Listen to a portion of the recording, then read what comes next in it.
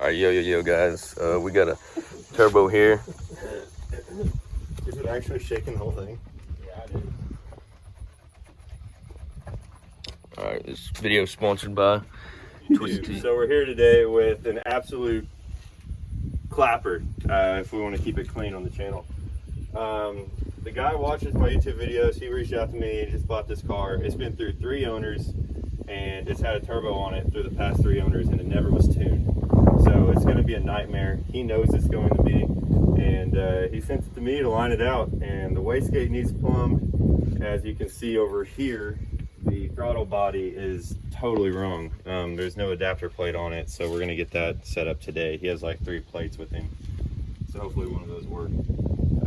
The whole turbo is just chilling on the car. I don't know if you'll be able to see that. I have another video showing that, and nothing's tight. So this is terrifying because I don't know if any other guys tried to drive this car or not without a tune and like this. So I don't even know if the engine's any good. So I'm gonna go ahead and get the wastegate plumbed up and fix this throttle body and actually attach the turbo to the car. The hood doesn't even shut because the hood latches are just chilling here. So before I actually drive this car and start tuning it, I'm gonna have to fix that so I don't put the windshield out. And if you come in here, we got some race car things. I'm not gonna say much over this. It's just not my style.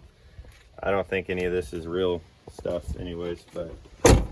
And in the trunk here, we got some pretty good mechanic skills going on with the vice grips on the positive cable, so it just makes the positive cable even more vulnerable to shorten out. And at least whoever worked on this car knows that the CX Racing wastegate's trash and it's right where it belongs. So, and the back seat here, he's left parts all over this car. I don't know, there's a bag back here too. He left this bag in the back seat. Yeah, I don't know what this is for. Maybe this is to help me put the wastegate lines on the barbs or something. But maybe he didn't mean to leave that in there. All right, well, I'm gonna go ahead and line this thing out. So I was checking over the subframe to make sure it was already reinforced because it's one of the first things you want to do to these cars. And the rear diff bushing, which you can't see. And it looks like it has an original rear diff bushing in it, so that's not gonna last at all. And the subframe is cracking already, so even if we get this thing running, it's gonna just try to total itself out. So we may be doing some more work on this, like welding in some plates and stuff. I got the Seems Legit Garage adapter plate on. It worked great. The newer style plates work with these M52 TU throttle bodies. The older style do not, but it worked great. The throttle body actually sits correctly now. And I had to make a little bracket here, nothing crazy, to hold the grommet here that holds the throttle body. So hopefully that holds up good.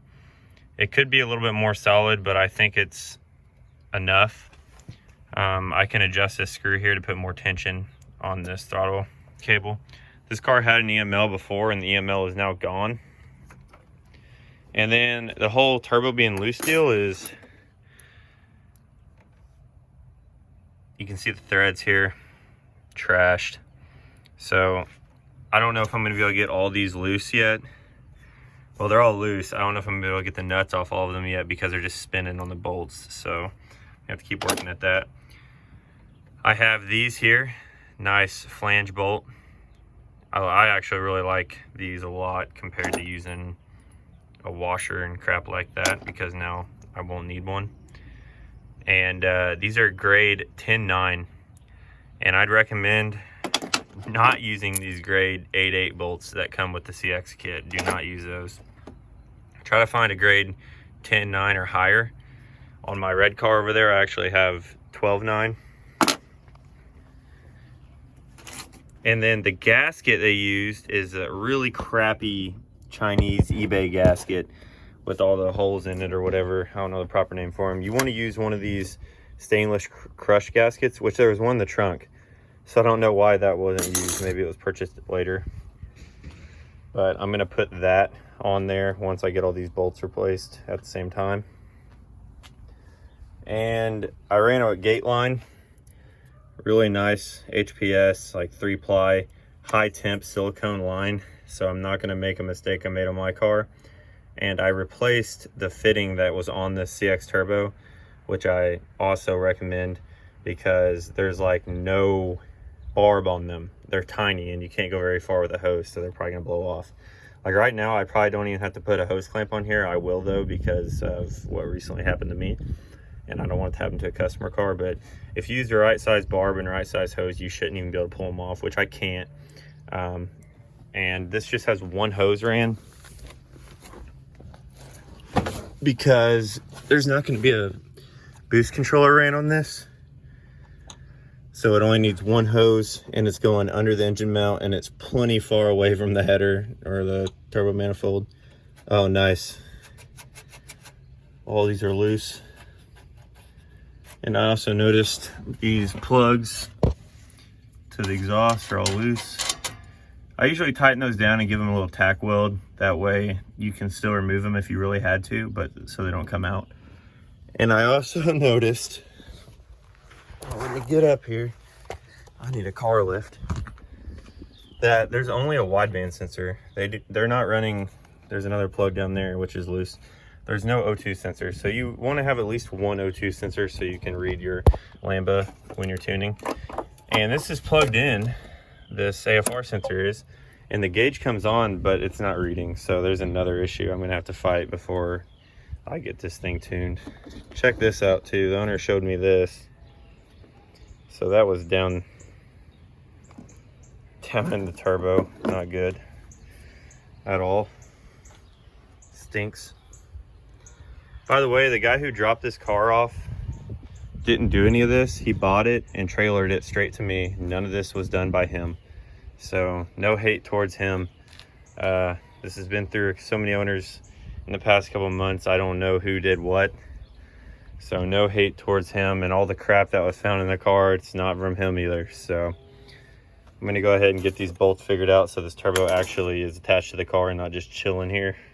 Here's the fitting that comes with the CX kit on the turbo. As you can see, this barb is terrible and you're just gonna blow it off unless, I guess, you use a hose clamp. I still wouldn't trust it though, because when I slide it onto a hose, it takes no effort at all, and that's not gonna hold at all. Like I said in the last video there, the last clip, a proper barb, you shouldn't be able to pull the hose off even when you're not using a clamp. So do not use this. Got all 4 turbo bolts out. The CX Racing manifold is not drilled and tapped for studs, which kind of sucks. It's not a big deal because you can just run a bolt and a nut, obviously, but you need to be careful in what you run, because as you can see, all of these just stripped out before they even got tight. They say they're 8/8, but who knows? They came with CX Racing. And then this is the gasket I was talking about. Never use these. These come with a lot of stuff you order off eBay. They're terrible. This one here, this car's never even hit boost, and it was already leaking. I mean, obviously probably because these were loose, but never use these. Use the stainless crush ones like I'm about to install. I got the flange bolts on. They look great in there. Really tight. They didn't strip out or anything like that. And I used lock washers also. You can use like a distorted nut or something, but I didn't have access to that today. And those work a little better because once they're on and tight, they really don't back off. So I'm gonna go ahead and get the downpipe on. I also noticed a bunch of oil sitting here because the grommet's missing, because it looks like the stud that comes out of the valve cover is actually snapped off. So I'm gonna have to replace that too. Downpipe's on, turbo's on tight, everything's tight. I shouldn't be able to shake the turbo with the exhaust anymore, so that's good. Like I said, everything over here is finally sorted. Next video, I'll be adding in the lambda sensor and figuring out why this AFR gauge is not reading, and hopefully getting this thing a run. And Jules at B Racing will be tuning it. It is an MS42 car, and he will have no trouble doing that at all. And hopefully I don't find any more nightmares on this thing. I do have to tighten this sway bar link because for some reason it's all loose. So I noticed when I was under here that the engine mount bolt or nut isn't even on there. So the engine is also just straight chilling in here. And I really hope that the correct OEM gaskets were used on that turbo manifold, or that's a whole nother story. And then I was impressed that this was welded into the oil pan, so that's cool. But there's a lot of JB weld here, which is concerning, but it's not leaking anything. So hopefully next video we can hear this thing run. I'm glad that it has a real wastegate on it. That is awesome. So that's, take notes. That's what you guys want to do, especially if you're going to cheap out on your turbo kit. You can at least get a nice wastegate. All right, that's all I'm doing today, guys. It's like 100 degrees outside. I had to come inside. It just feels awful. I got a lot done in this video. And just to say it again, the guy who dropped this car off did not build the car. All this stuff isn't from him. Everything that I found, you know, and mentioned in the video is just jokes. He is actually an owner who has finally purchased a car that wants it fixed. I think we're gonna get it. I think everything's gonna be fine. I'm probably gonna find more rig jobs, things that may put a stop in the path here. And we are not sponsored by Twisted Tea. We like Twisted Tea, but we're not sponsored by them.